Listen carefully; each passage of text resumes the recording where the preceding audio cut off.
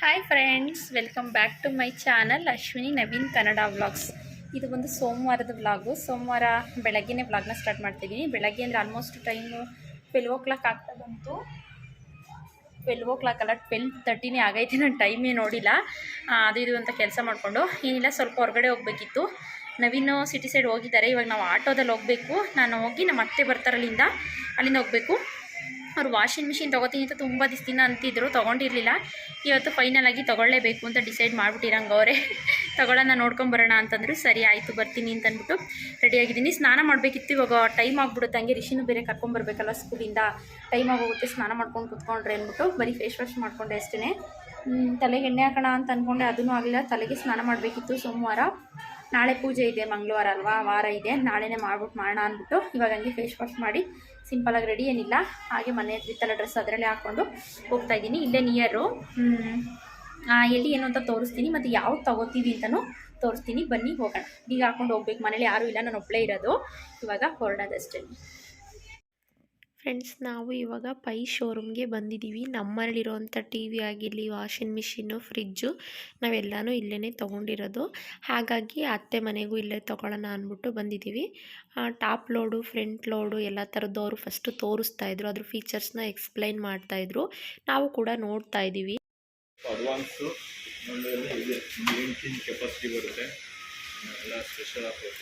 ಇದು wifi connection. ಬರುತ್ತೆ. 20 ವರ್ಷ ಮೋಟಾರ್ ವಾರಂಟಿ ಬರುತ್ತೆ. ಪ್ರೈಸು 42,500 ಇದೆ. ಇನ್ನೂ ಕಡಿಮೆ ಆಗುತ್ತೆ. ಇನ್ನೂ ಕಡಿಮೆ ಆಗುತ್ತಾ? ಪ್ರೈಸ್ ಕಡಿಮೆ ಆಗುತ್ತೆ. ಸ್ಯಾಮ್ಸಂಗು ಆಂಟಿ, ಸ್ಯಾಮ್ಸಂಗ್ 20 ವರ್ಷ ಮೋಟಾರ್ ವಾರಂಟಿ ಇರುತ್ತೆ. ಸ್ಯಾಮ್ಸಂಗಲ್ಲಿ ನೋಡ್ತೀರಾ, ಐಎಫ್ಇ ನಂಬ್ತೀರಾ? ನೋಡಿ, ಇದರಲ್ಲಿ ಹಿಂಗೆ ಇವಾಗ ಚೆನ್ನಾಗಿದೆ. ಇದು ನಮ್ಮನೇನೋ ಒಂದು 6 ವರ್ಷ 7 ವರ್ಷ ಯೂಸ್ ಮಾಡ್ತಾ ಇದ್ದೀವಿ. ಫ್ರೆಂಡ್ಸ್, ಆ ವಾಷಿಂಗ್ ಮಿಷಿನ್ ನೋಡ್ಕೊಬಂದಾದ್ಮೇಲೆ ವಿಡಿಯೋ ಕಂಟಿನ್ಯೂ ಮಾಡೋಕ್ಕೆ ಆಗಿಲ್ಲ. ಇದು ಅದರ ನೆಕ್ಸ್ಟ್ ಡೇ ವ್ಲಾಗು, ಮಂಗಳವಾರದ ಬೆಳಗ್ಗೆ ವ್ಲಾಗು. ಇವಾಗ ವ್ಲಾಗ್ನ ಕಂಟಿನ್ಯೂ ಮಾಡ್ತಾ ಇದ್ದೀನಿ. ನವೀನು ಪೂಜೆ ಮಾಡ್ತಿದ್ದಾರೆ. ಆಲ್ರೆಡಿ ಮನೆ ಕೆಲಸ ಎಲ್ಲ ಮುಗಿಸಿ ಪೂಜೆ ಪ್ರೋಗ್ರಾಮ್ ನಡೀತಿದೆ. ಫ್ರೆಂಡ್ಸ್, ನಮ್ಮ ಮನೆಯವರೇ ಪೂಜೆ ಮಾಡಿದ್ದಾರೆ ನೋಡಿ. ಎಷ್ಟು ಹೂವು ಹಾಕಿ ಹೆಂಗೆ ಮಾಡೋರು. ನಾನು ಸ್ನಾನ ಮಾಡ್ಕೊಂಡು ರೆಡಿಯಾಗಿ ಬರೋ ಅಷ್ಟರಲ್ಲಿ ಹೆಂಗೆ ಪೂಜೆ ಮಾಡೋರು, ಚೆನ್ನಾಗಿ ಮಾಡೋರೆ. ಇಲ್ಲಿಗೆ ಇಡಬೇಕಿತ್ತು ಹೂವನ, ಇಟ್ಟಿಲ್ಲ, ಮರ್ತೋಗೋರೆ ಅಂತ ಅನಿಸ್ತೈತೆ. ಇಡ್ಸೋಕೆ ಬನ್ನಿ ಹೊರಡೋಣ. ಹೊರಡ್ಬೇಕಾರೆ ಹೇಳ್ತೀನಿ ಎಲ್ಲಿಗೆ ಹೋಗ್ತಾ ಇರೋದು ಅಂತ. ಹಾಕಿದ್ದಾ ಬಿದ್ದೋಗ್ಬಿಟ್ಟೈತಿ. ಇಟ್ಟವ್ರೆ ಪಾಪ, ಬಿದ್ದೋಗ್ಬಿಟ್ಟೈತಿ. ದೇವ್ರ ಹೊರ ಕೊಡ್ತಾಯಿತ್ತು ನಮ್ಮ ಮನೆಯವ್ರಿಗೆ ಪಾಪ. ಟೈಮ್ ಆಗ್ಬಿಟ್ಟೈತೆ ಆಲ್ರೆಡಿ. 12 ಮನೆ ಅಲ್ಲಿ ಇರಬೇಕಿತ್ತು. ಆಲ್ರೆಡಿ 12:06 ಆಗೈತೆ. ಇನ್ನೂ ಆಗಿಲ್ಲ ನಮ್ಮಿಬ್ರದ್ದು. ಫ್ರೆಂಡ್ಸ್, ನವೀನ್ ಪೂಜೆ ಮಾಡೋಷ್ಟರಲ್ಲಿ ನಾನೆಲ್ಲ ರೆಡಿಯಾಗಿ ಆಗೈತೆ. ಇವಾಗ ಹೋಗಬೇಕು. ಏನಿಲ್ಲ, ಸ್ವಲ್ಪ ಸ್ಕಿನ್ ಡಾಕ್ಟ್ರ್ ಹತ್ರ ಹೋಗಬೇಕಿತ್ತು. ನಿಮ್ಗೆ ವೀಡಿಯೋದಲ್ಲಿ ಕಾಣಲ್ಲ, ಅಷ್ಟು ಪಿಂಪಲ್ಸು ಜಾಸ್ತಿ ಆಗ್ಬಿಟ್ಟೈತಿ. ಇಲ್ಲಿ ಗಂಟ ಸ್ಪ್ರೆಡ್ ಆಗ್ಬಿಟ್ಟೈತಿ. ಇಲ್ಲೆಲ್ಲ ನೋಡಿ, ರೆಡ್ ಕಾಣಿಸ್ತಾ ಇದೆಯೋ ಇಲ್ವೋ ಗೊತ್ತಿಲ್ಲ. ನೋಡಿ, ರೆಡ್ಗೆ ತುಂಬ ಡಾರ್ಕ್ ರೆಡ್ ಕಲರು, ಮತ್ತು ಓಪನ್ ಪೋರ್ಸು ಕೂಡ ಆಗ್ತೈತೆ. ಹಾಗಾಗಿ ಅಪಾಯಿಂಟ್ಮೆಂಟ್ ತೊಗೊಂಡಿದ್ದು 12 ನೋಡಿ. ಇವಾಗ ಕಾಣಿಸ್ತೈತಿ. ಇಲ್ಲೆಲ್ಲ ಚಿಕ್ಕ ಚಿಕ್ಕದಾಗಿ ನಾನು ಉಗುರಲ್ಲಿ ಬೇಗ ಕಿತ್ಬಿಡೋದು ಜಾಸ್ತಿ. ಸೆಕೆ ನೀರಂತೂ ಈಗಷ್ಟೇ ಸ್ನಾನ ಮಾಡಿ ಜಸ್ಟ್ ಕ್ಲಿಪ್ ಹಾಕ್ಕೊಂಡು ಬಂದೆ ಅಷ್ಟೇ. ಏನೂ ಹಾಕಿಲ್ಲ, ಜಸ್ಟ್ ಒಂದು ಸನ್ಸ್ಕ್ರೀನ್, ಅದು ಡಾಕ್ಟರ್ ಸಜೆಸ್ಟ್ ಮಾಡಿದ್ದೇನೆ. ಸನ್ಸ್ಕ್ರೀನ್ ಹಾಕಿದ್ದೀನಿ ಅಷ್ಟೇ. ಅದು ಬಿಟ್ಟರೆ ಒಂದು ಸ್ಟಿಕ್ಕರು, ಸ್ವಲ್ಪ ಲಿಪ್ ಬಾಮು, ಚೂರು ಲಿಪ್ಸ್ಟಿಕ್ಕು, ಕಾಜಲ್ ಗೀಜಲೆಲ್ಲ ಏನೂ ಹಾಕಿಲ್ಲ. ಕೂದಲು ಆರ್ಸೋಕ್ಕೂ ಟೈಮ್ ಇಲ್ಲ, ಏನೂ ಮಾಡಿಲ್ಲ. ಇವಾಗ ಹೋಗ್ಬೇಕು. ನಮ್ಮ ಅತ್ತೆದು ವಾಷಿಂಗ್ ಮಿಷಿನ್ ಬೇರೆ ಬಂದೈತೆ. ಅದನ್ನು ರಿಸೀವ್ ಮಾಡ್ಕೋಬೇಕಿತ್ತು. ನಮ್ಮ ಅತ್ತೆ ಹೋಗ್ತಾರೆ. ನಾನು ವಾಷಿಂಗ್ ಮಿಷಿನ್ದು ನಾಳೆ ತೋರಿಸ್ತೀನಿ. ನಾವು ಯಾವ ವಾಷಿಂಗ್ ಮಿಷಿನ್ ಬೈ ಮಾಡ್ದೋ, ಅದ್ರ ಪ್ರೈಸ್ ಎಷ್ಟಾಯಿತು, ಮತ್ತು ಅದ್ರದ್ದು ಫೀಚರ್ಸ್ ಏನೇನು ಅಂತ ನಾನು ನಮ್ಮ ಅತ್ತೆ ಮನೆಗೆ ಹೋದಾಗ ಎಕ್ಸ್ಪ್ಲೈನ್ ಮಾಡ್ತೀನಿ. ಇನ್ನೂ ಬಂದಿಲ್ಲ, ನೆನ್ನೆ ಬುಕ್ ಮಾಡಿ ಬಂದಿದ್ದೀವಿ. ಮನೆಗೆ ಬಂದಾದ್ಮೇಲೆ ನಾನು ವೀಡಿಯೋ ಮಾಡೋದೇ ಮರ್ತೋದೆ. ಫೋನ್ ಕೂಡ ಸ್ವಿಚ್ ಆಫ್ ಆಯಿತು. ಹಾಗಾಗಿ ನಾನು ವೀಡಿಯೋ ಏನೂ ಮಾಡಲಿಲ್ಲ. ಜಸ್ಟ್ ಅಲ್ಲಿ ಏನು ಮಾಡಿದೆ ಅಷ್ಟಕ್ಕೇ ಸ್ಟಾಪ್ ಮಾಡಿದೆ. ಇವಾಗ ಹೊರಡಬೇಕು. 12:10 ಆಯ್ತಾ ಬಂತು. ಡಾಕ್ಟರ್ 12 ಬರ್ತಾರೆ ಅಂತ ಹೇಳಿದರು. ಇವಾಗ ಹೊರಡೋಣ. ನಾನು ಹೇಳ್ದಾಗೆ ವಾಷಿಂಗ್ ಮಿಷಿನು ಬರುತ್ತಿವತ್ತು. ಆದರೆ ನಾನು ಇವತ್ತಿನ ವಿಡಿಯೋದಲ್ಲೇ ಇದನ್ನು ತೋರಿಸ್ತೀನಿ. ಇಲ್ಲ ಅಂತಂದರೆ ನೆಕ್ಸ್ಟ್ ವಿಡಿಯೋದಲ್ಲಿ ತೋರಿಸ್ತೀನಿ. ಫ್ರೆಂಡ್ಸ್, ಹಾಸ್ಪಿಟಲ್ಗೆ ಬಂದಿದ್ದೀವಿ. ನಾವು ರೆಗ್ಯುಲರಾಗಿ ಇದೇ ಹಾಸ್ಪಿಟಲ್ಗೆ ಬರೋದು. ಇದು ನಿಯರ್ BDO ಕಾಂಪ್ಲೆಕ್ಸ್ ಹತ್ರ ಇದೆ, ಎಸೆನ್ಷಿಯಲ್ ಅಂತ ಹೇಳಿ. ಫ್ರೆಂಡ್ಸ್, ಹಾಸ್ಪಿಟಲ್ ತೋರಿಸ್ಕೊಂಡು ಡಾಕ್ಟ್ರ್ ಅಂತ ಟೈಮ್ ಆಗ್ಬಿಟ್ಟಿತ್ತು. 10 ಮಿನಿಟ್ಸ್ ಪಾಪ ವೆಯ್ಟ್ ಮಾಡಿದ್ರು. ಇವಾಗ ಹಾಸ್ಪಿಟಲ್ಗೆ ತೋರಿಸ್ಕೊಂಡು ಮನೆ ಕಡೆ ಹೋಗ್ತಾಯಿದ್ದೀವಿ. ಮನೆ ಕಡೆ ಹೋಗ್ತಾಯಿಲ್ಲ, ರಿಷಿನ ಕರ್ಕೊಂಡು ಹೋಗಬೇಕು. ಸ್ಕೂಲಿಂದ ಹೋಗ್ತಾಯಿದ್ದೀವಿ. ಸನ್ಸ್ಕ್ರೀನು, ಟ್ಯಾಬ್ಲೆಟು ಅದೆಲ್ಲ ಕೊಟ್ಟವ್ರೆ. ನೋಡೋಣ, ಕಡಿಮೆ ಆದರೆ ನಾನು ನಿಮಗೂ ಕೂಡ ಹೇಳ್ತೀನಿ ಯಾವ ಥರ ಏನು ಅಂತಂದ್ಬಿಟ್ಟು. ನಾನು ರೆಗ್ಯುಲರಾಗಿ ಇಲ್ಲೇ ತೋರಿಸೋದು. ಸನ್ಸ್ಕ್ರೀನ್ ಕೊಟ್ಟವ್ರೆ, ಕಾಣಿಸ್ತಾ, ಮತ್ತು ಫೇಸ್ ವಾಶು, ಮತ್ತು ಇನ್ನೂ ಒಂದೆರಡು ಥರ ಕ್ರೀಮ್ಸು, ಟ್ಯಾಬ್ಲೆಟ್ಸನ್ನು ಕೊಟ್ಟವ್ರೆ. ಲಾಸ್ಟ್ ಟೈಮು ತೋರಿಸಿದ್ದೆ ನಾನು, ಸ್ಕಿನ್ ರಿಲೇಟೆಡೇ. ಆ್ಯಕ್ನಿ ಪಿಂಪಲ್ಸ್ ಸ್ಕಿನ್ ಅಂತ ಅಂದ್ಬಿಟ್ಟು ಸ್ವಲ್ಪ ಕಡಿಮೆ ಆಗ್ತಿತ್ತು. ಮತ್ತು 3 ಮಂತ್ಸ್ಗೆ ಒಂದು ಟ್ರೀಟ್ಮೆಂಟ್ ಮಾಡಿಸ್ಬೇಕು ಅಂತ ಹೇಳಿದ್ರು. ನಾನು ಮತ್ತೆ ಬರಲೇ ಇಲ್ಲ, ಕೇರ್ಲೆಸ್ ಮಾಡಿಬಿಟ್ಟೆ, ಮತ್ತೆ ಬಿಡು ಅಂತ ಸುಮ್ಮನೆ. ಅದು ಮತ್ತೆ ಹಂಗೆ ಜಾಸ್ತಿ ಆಗ್ತಿತ್ತು. ಓಪನ್ ಪೋರ್ಟ್ಸ್ ಹೋಗೋದು ತುಂಬ ಕಷ್ಟ ಅಂತೆ, ಅದು ಹೋಗಲ್ಲ ಅಂತೆ, ಅದಕ್ಕೆ ಯಾವುದೂ ಕ್ರೀಮ್ ಇಲ್ಲವಂತೆ. ಲೇಸರ್ ಟ್ರೀಟ್ಮೆಂಟು ಅದು ಯಾವುದೋ ಹೇಳಿದ್ರು, ಅದನ್ನು ಮಾತ್ರ ಮಾಡಿಸ್ಬೇಕಂತೆ. ಆದರೆ ಪಿಂಪಲ್ಸು ಮತ್ತು ಮಾರ್ಕ್ಸ್ ಏನಿದೆ ಅದು ಮಾತ್ರ ಹೋಗುತ್ತೆ ಅಂತ ಹೇಳಿದ್ರು.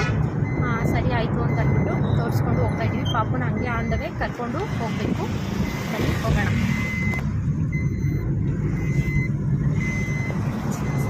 ಫ್ರೆಂಡ್ಸ್, ವಾಷಿಂಗ್ ಮಿಷಿನ್ ಬಂದಿದೆ, ಸ್ಯಾಮ್ಸಂಗ್ ಕಂಪ್ನಿದು.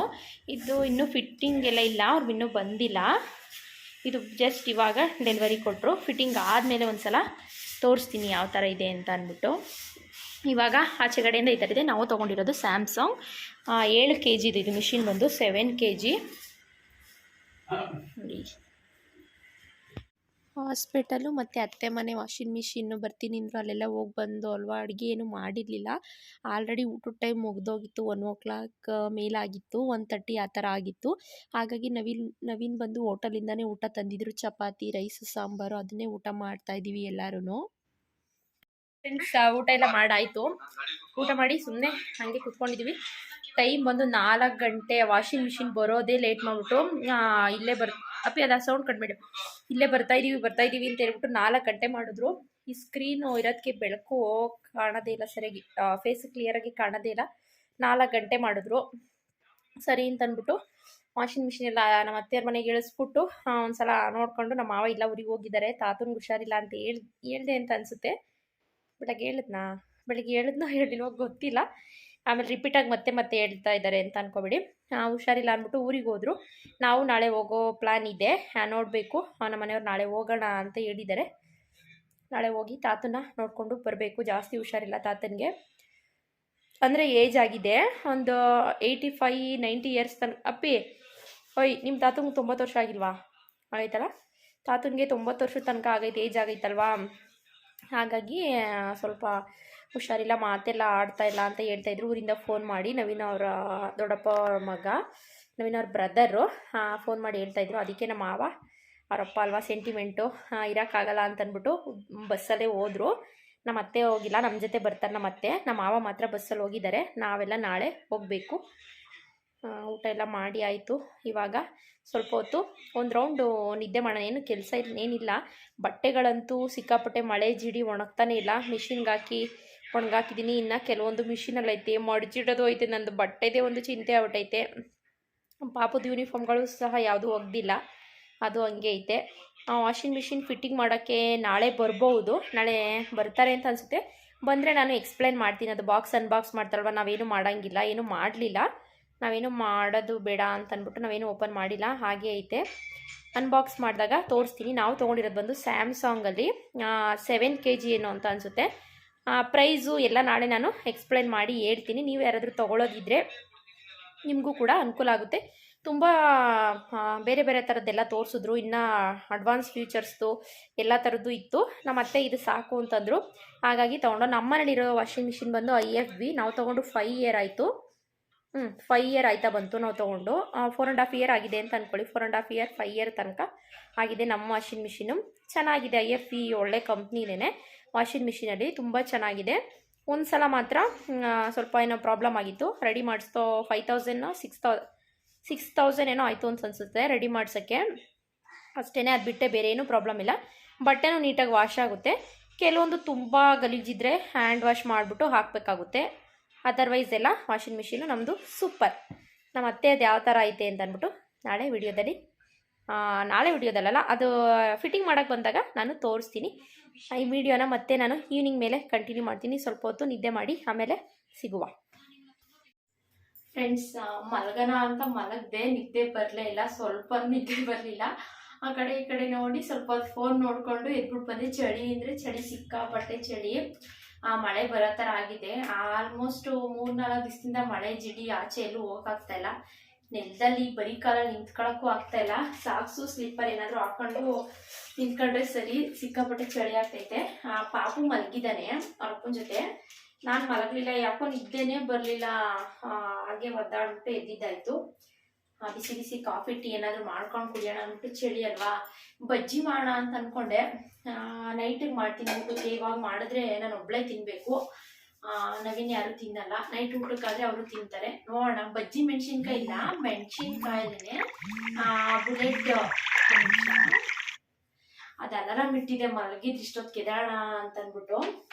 ಹಂಗಾಗಿ ಅದು ಅಲಾರಾಮು ಹೊಡ್ಕೊಂತೈತೆ. ಬಜ್ಜಿ ಮೆಣಸಿನ್ಕಾಯಿ ಇಲ್ಲ, ಬುಲೆಟ್ ಮೆಣಸಿನ್ಕಾಯಿ ಅಂತ ಬರುತ್ತೆ. ಗುಂಟೂರು ಮೆಣಸಿನ್ಕಾಯಿನೋ ಏನೋ ಹೇಳ್ತಾರೆ, ಅದು ಗೊತ್ತಿಲ್ಲ.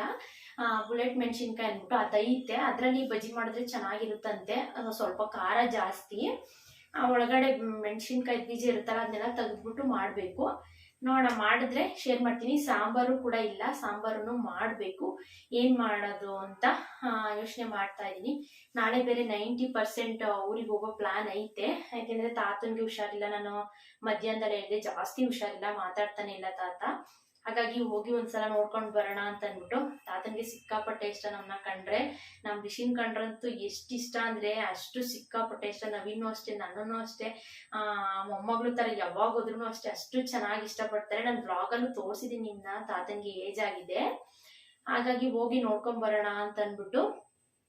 ಬೇಜಾರಾಗುತ್ತೆ ಪಾಪ ಅಲ್ವಾ. ಎಷ್ಟು ಚೆನ್ನಾಗಿ ಹೋದಾಗೆಲ್ಲ ಮಗಳೇ ಅಂತಾನೆ ಮಾತಾಡ್ತಿದ್ದು ತಾತ. ಅಷ್ಟು ಚೆನ್ನಾಗಿ ಇದು ಮಾಡ್ತಿತ್ತು. ಮಗಳೇ ಚೆನ್ನಾಗಿದ್ಯಾ ಅಂತಂದ್ಬಿಟ್ಟು ಕೆನ್ನೆ ಎಲ್ಲ ಕಿತ್ತಿ ಮುತ್ತಿಕ್ಕದು, ಆ ಥರ ಎಲ್ಲ ಮಾಡೋದು. ತುಂಬ ಬೇಜಾರಾಗುತ್ತೆ. ಅಂದರೆ ಏನು ಮಾಡೋಕ್ಕಾಗಲ್ಲ, ವಯಸ್ಸಾಯ್ತಲ್ವಾ. ಹಾಗಾಗಿ ಏಜ್ ತುಂಬಾನೇ ಆಗಿದೆ. 80 years 85 years ಆಗಿದೆ ಅಂತೆ. ನಮ್ಮ ಮನೆಯವ್ರು ಹೇಳ್ತಿದ್ರು 80-85 ವರ್ಷನೇ ಆಗೈತೆ ತಾತನ್ಗೆ ಆಗ್ಲೇ ಅಂತ ಅಂದ್ಬಿಟ್ಟು. ನಮ್ಮ ಅಮ್ಮ ಅವ್ರ ಅಪ್ಪನೂ ಅಷ್ಟೇ ಅದೇ ಥರನೇ. ನಮ್ಮ ತಾತ ಇದಾರಲ್ಲ ಅವರು ಅದೇ ಥರನೇ. ಈ ತಾತನೂ ನಾನು ಇಷ್ಟಪಡ್ತಿದ್ರು, ನಮ್ಮ ತಾತನೂ ಅಷ್ಟೇ, ಇವ್ರೂ ಅಷ್ಟೇ. ಅಷ್ಟೇನೆ ಸ್ವಂತ ಮೊಮ್ಮಗಳು ಥರನೇ ಅಷ್ಟು ಚೆನ್ನಾಗಿ ಇದು ಮಾಡ್ತಿದ್ರು. ಹಾಗಾಗಿ ಈಗ ನಾಳೆ ಹೋಗಿ ನೋಡ್ಕೊಂಡು ಬರೋಣ. ಈಗ ಸದ್ಯಕ್ಕೆ ಇವತ್ತಿನ ಪ್ರೋಗ್ರಾಮ್ ಅಡುಗೆ ಮಾಡಬೇಕು. ಏನು ಅಡುಗೆ ಮಾಡೋದು ಅಂತ ಥಿಂಕ್ ಮಾಡ್ತಾ ಇದ್ದೀನಿ. ಇಕ್ಕಿದ ಬೇಳೆ ಕಾಳೈತೆ. ನವೀನ್ ಮಸಾಲೆ ಸಾಂಬಾರು ಬೇಡ ಅಂತ ಹೇಳ್ತಾರೆ. ಹಾಗಾಗಿ ಏನಾದರೂ ಸಿಂಪಲ್ ಆಗಿ ಸ್ವಲ್ಪ ಡಿಫ್ರೆಂಟ್ ಆಗಿ ಏನಾದರೂ ಮಾಡಿದ್ರೆ ನಿಮ್ಮ ಜೊತೆನೂ ಶೇರ್ ಮಾಡ್ತೀನಿ. ರೆಸಿಪಿ ಎಲ್ಲ ಏನು ಶೇರ್ ಮಾಡಲ್ಲ, ಆದರೆ ಮಾಡಿದ್ಮೇಲೆ ಯಾವ ಥರ ಬಂದಿದೆ ಅಂತ ಅಂದ್ಬಿಟ್ಟು ಶೇರ್ ಮಾಡ್ತೀನಿ. ಬಜ್ಜಿ ಮಾಡಿದ್ರೆ ಅದನ್ನು ಕೂಡ ಶೇರ್ ಮಾಡ್ತೀನಿ. ಇವಾಗ ಕಾಫಿ ಮಾಡಿ ಕುಡಿಯೋಣ ಬನ್ನಿ ಫ್ರೆಂಡ್ಸ್. ಯಾಕೆ ಅಂತ ಗೊತ್ತಿಲ್ಲ, ಕಾಫಿ ಟೀ ಒಂದ್ಸಲ ಬಿಟ್ಟೆ ನಾನು ಕುಡಿಬಾರ್ದು, ಕಾಫಿ ಟೀನ ಅವಾಯ್ಡ್ ಮಾಡಬೇಕು ಅಂತ.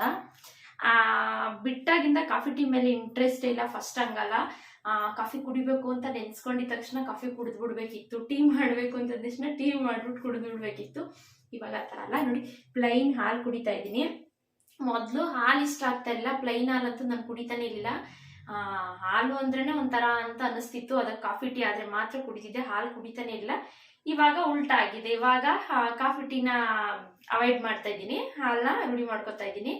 ಕಾಫಿ ಟೀ ಅದು ಅಷ್ಟು ಒಳ್ಳೇದಲ್ಲ, ಗ್ಯಾಸ್ಟ್ರಿಕ್, ಊಟನೇ ಸೇರಲ್ಲ. ಕಾಫಿ ಟೀ ಕುಡಿದ್ಬಿಟ್ರೆ ಊಟ ಮಾಡೋಕ್ಕೆ ಆಗಲ್ಲ, ಆ ಥರ ಆಗ್ಬಿಡುತ್ತೆ. ಹಾಗಾಗಿ ಬಾದಾಮ್ ಪೌಡರೂ ಇದೆ, ಹಾರ್ಲಿಕ್ಸು ಇದೆ. ಅದು ಯಾವುದೋ ಹಾಕೊಂಡು ಕುಡಿಯೋಕ್ಕೂ ನನಗೆ ಅಷ್ಟು ಇಷ್ಟ ಆಯ್ತಲ್ಲ. ಇವಾಗ ಪ್ಲೈನ್ ಹಾಲನ್ನೇ ಕುಡಿಯೋಣ ಅಂತ ಅನಿಸ್ತು. ಹಾಗಾಗಿ ಬಿಸಿ ಬಿಸಿ ಹಾಲು ಕುಡಿತಾ ಇದ್ದೀನಿ. ಕುಡಿದ್ಬಿಟ್ಟು ಆಮೇಲೆ ಅಡುಗೆ ಮಾಡಬೇಕು. ಅಲಾರಾಮ್ ಇಟ್ಟಿರೋದಂತ ನಾನು ಅಲಾರಾಮು ಯಾವ ಥರ ಇಡ್ತೀನಿ ಅಂದರೆ ಲೈನ್ಗೆ 1 by 1 ಇಟ್ಬಿಡ್ತೀನಿ. ಯಾಕೆಂದರೆ ನಿದ್ದೆ ಚೆನ್ನಾಗಿ ನಿದ್ದೆ ಬಂದ್ಬಿಟ್ಟಿರುತ್ತಲ್ವಾ. ಒಂದು ಅಲಾರಾಮ್ ನೋಡಿದ್ರೆ ನಾನು ಇದ್ದಾಳಲ್ಲ ಅಂತ ಅಂದ್ಬಿಟ್ಟು ಜಾಸ್ತಿ ಅಲಾರಾಮ್ನ ಇಟ್ಬಿಡ್ತೀನಿ. ಅವಾಗಾದರೂ ಹೇಳ್ತೀನಿ ಅಂತ ಅಂದ್ಬಿಟ್ಟು ಅಲಾರಾಮ್ ಬರ್ತಾನೆ ಇದ್ರೆ ಹೇಳ್ತೀನಿ ಅಂತ. ಹಾಗಾಗಿ ಅಲಾರಾಮ್ ಬರ್ತಾನೆ ಇದೆ. ಆಫ್ ಮಾಡಿ ಅಡುಗೆ ಮಾಡಬೇಕಾದ್ರೆ ಸಿಗೋಣ, ಇಲ್ಲಾಂದರೆ ಫುಲ್ ಊಟ ಎಲ್ಲ ರೆಡಿ ಆಮೇಲೆ ಸಿಗೋಣ. ಇವಾಗ ಸದ್ಯಕ್ಕೆ ಹಾಲು ಕುಡಿಯೋಣ. ಪಾಪುನಿ ಎಬ್ರಿಸ್ಬಿಟ್ಟು ಹಾಲು ಕೊಡ್ಬೇಕು ಅವನಿಗೂ. ಅವನು ಹಾಲು ಕುಡಿಯಲ್ಲ. ಅವನಿಗೆ ಸ್ವಲ್ಪ ಕಾಫಿ ಪೌಡರ್ ಹಾಕ್ಬಿಟ್ಟು ಕೊಡ್ತೀನಿ. ಮಳೆ ಅಲ್ವಾ, ಥಂಡಿ ಇದ್ದಾಗ ಹೀಟ್ ಇರುತ್ತೆ. ಅವನು ಪ್ಲೈನ್ ಹಾಲು ಅವನು ಕುಡಿಯಲ್ಲ. ಸ್ವಲ್ಪ ಕಾಫಿ ಪೌಡರ್ ಹಾಕ್ಬಿಟ್ಟು ಕೊಡೋಣ. ಫ್ರೆಂಡ್ಸ್, ಸಾಂಬಾರು ಎಲ್ಲ ರೆಡಿ ಆಯಿತು. ಸಾಂಬಾರು ಬಂದು ಹುಳ್ಳಿಕಾಳು ಹಾಕಿ ಉಪ್ಸಾರು ಮಾಡಿದ್ದೀನಿ. ಬಿಸಿ ಬಿಸಿ ಇವಾಗ ನೋಡಿ. ಹುಳ್ಳಿಕಾಳು ಹಾಕಿ ಉಪ್ಸಾರು ಅಂತಂದರೆ ಎಲ್ಲ ಒಟ್ಟಿಗೆ ರುಬ್ಬಿ ಆ ಥರ ಮಾಡಿಲ್ಲ. ಈ ಥರ ಮಾಡಬೇಕು ಅಂತ ಅನ್ನಿಸ್ತು. ಗೊಡ್ಗಾರ ಅಂತಂತಾರೆ ನಮ್ಮ ಕಡೆ, ಕೆಂಪು ಕಲರ್ ಖಾರ, ಕೆಂಪು ಖಾರ ನೋಡಿ. ಈ ಥರ ಒಣಮೆಣ್ಸಿನ್ಕಾಯಿ ಖಾರ ಮಾಡಿ ಚಳಿಗೆ ಚೆನ್ನಾಗಿರುತ್ತೆ ಅಂತ ಅಂದ್ಬಿಟ್ಟು ಹುಳ್ಳಿಕಾಳು ಇತ್ತು, ನೋಡಿರಲಿಲ್ಲ, ಫ್ರಿಜ್ಜಲ್ಲಿ ಇತ್ತು. ಹಾಗಾಗಿ ಹುಳ್ಳಿಕಾಳು ಉಪ್ಸಾರು ಮತ್ತು ಖಾರ ಮಾಡಿದ್ದೀನಿ, ಸಪ್ರೇಟ್ ಖಾರ. ನಮ್ಮ ನವೀನ್ಗದ ಇದು ಅಷ್ಟು ಇಷ್ಟ ಆಗಲ್ಲ. ಅವ್ರಿಗೆ ಒಟ್ಟಿಗೆ ಹಸ್ರು ಖಾರ, ಹಸ್ರು ಮೆಣ್ಸಿನ್ಕಾಯಿ ಹಾಕಿ ಮಾಡ್ತಾರಲ್ಲ ಅದು ಇಷ್ಟ. ನನಗೆ ಇದು ಇಷ್ಟ. ಇಲ್ಲಿ ಇವತ್ತೊಂದು ದಿನ ಅಂತ ಅಂದ್ಬಿಟ್ಟು ಇದೇ ಮಾಡಿದ್ದೀನಿ. ರೈಸು ಕೂಡ ಆಗಿದೆ. ಬಜ್ಜಿಗೆ ನಾನು ಮೆಣಸಿನ್ಕಾಯಿ ಹೇಳಿದೆ ಅಲ್ವಾ, ಇದು ಸಿಕ್ಕಾಪಟ್ಟೆ ಖಾರ ಇರುತ್ತೆ ಅಂತ ಅನಿಸುತ್ತೆ, ಗೊತ್ತಿಲ್ಲ. ಇದು ನೋಡಿ, ಇದು ಹಸಿರು ಮೆಣಸಿನ್ಕಾಯಿನೇ. ಇದನ್ನು ಬುಲೆಟ್ ಮೆಣಸಿನ್ಕಾಯಿ ಅಂತ ಅಂತೀವಿ ನಾವು.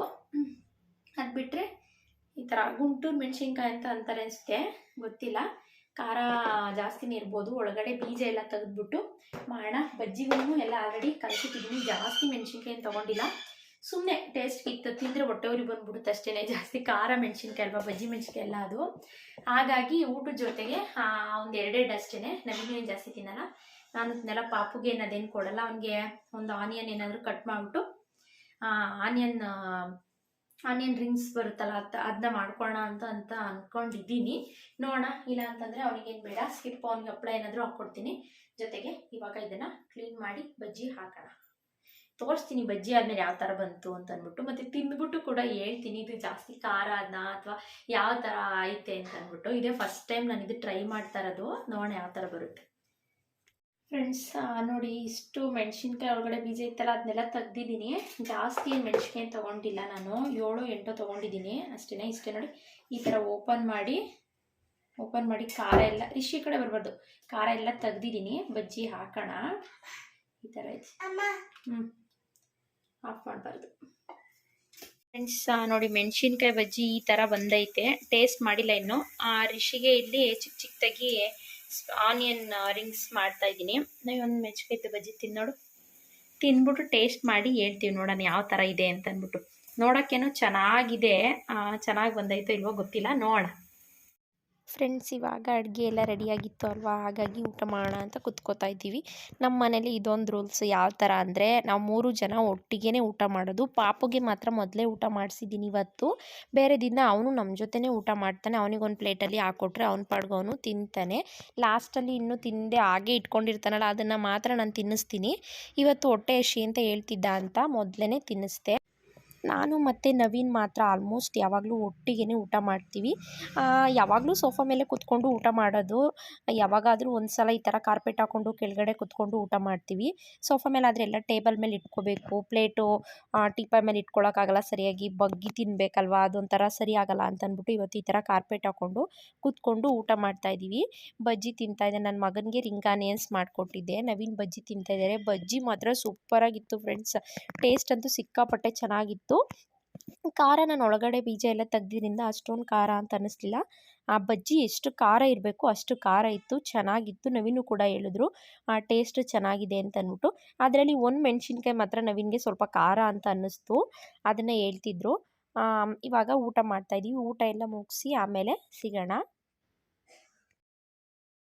ಫ್ರೆಂಡ್ಸ್ ಊಟ ಎಲ್ಲ ಮುಗೀತು. ಇವಾಗಷ್ಟೇ, ಇವಾಗ ಮಲಿಕೊಳ್ಳೋಕ್ಕೆ ಮಲಗಬೇಕು. ಟೈಮ್ ಬಂದು 10:30, 11 o'clock ಆಗ್ತಾ ಬಂತು.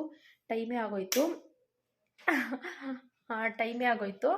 ಇವಾಗ ಮಲಗೋದು. ಈ ವಿಡಿಯೋನ ಇಲ್ಲೇ ಏನು ಮಾಡ್ತಾಯಿದ್ದೀನಿ. ವಿಡಿಯೋ ನಿಮಗೆ ಸ್ವಲ್ಪ ಆದರೂ ಇಷ್ಟ ಆಗಿದ್ರೆ ಗೊತ್ತಲ್ವಾ, ಒಂದೇ ಒಂದು ಲೈಕ್ ಮಾಡಿ. ಇನ್ನು ಯಾರೆಲ್ಲ ನನ್ನ ಚಾನಲ್ಗೆ ಸಬ್ಸ್ಕ್ರೈಬ್ ಮಾಡ್ಕೊಳ್ದೆ ಹಾಗೆ ವಿಡಿಯೋಸ್ನ ನೋಡ್ತಾ ಇದ್ದೀರಾ, ಪ್ಲೀಸ್ ಇವಾಗಲೇ ಹೋಗಿ ಸಬ್ಸ್ಕ್ರೈಬ್ ಮಾಡ್ಕೊಳ್ಳಿ. ನೀವು ಸಬ್ಸ್ಕ್ರೈಬ್ ಮಾಡಿಕೊಂಡ್ರೆ ಇದೇ ಥರ ಕಂಟಿನ್ಯೂಸ್ ಆಗಿ ವಿಡಿಯೋಗಳು ಬರ್ತಾ ಇರುತ್ತೆ. ಮತ್ತು ಮುಂದಿನ ವ್ಲಾಗಲ್ಲಿ ಸಿಗ್ತೀನಿ. ಅಲ್ಲಿ ತನಕ